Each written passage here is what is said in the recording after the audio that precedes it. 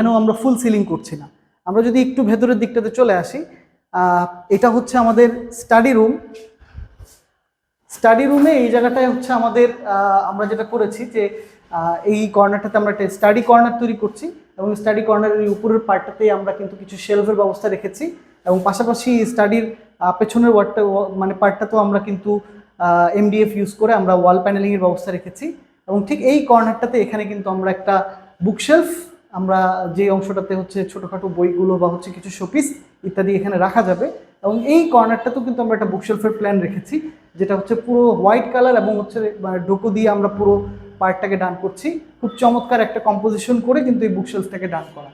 এবং আমরা যদি একটু এই মাস্টার বেডরুমের দিকে চলে যাই, মাস্টার বেডরুমে আমরা ঢোকার পরে এখানে আমাদের এই পুরো অংশটা, এখানেও কিন্তু আমরা মানে আমাদের সাইডে যে বর্ডার সিলিংগুলো আছে, বর্ডার সিলিং ব্যবহার করছি। আমাদের এই কর্নারটাতে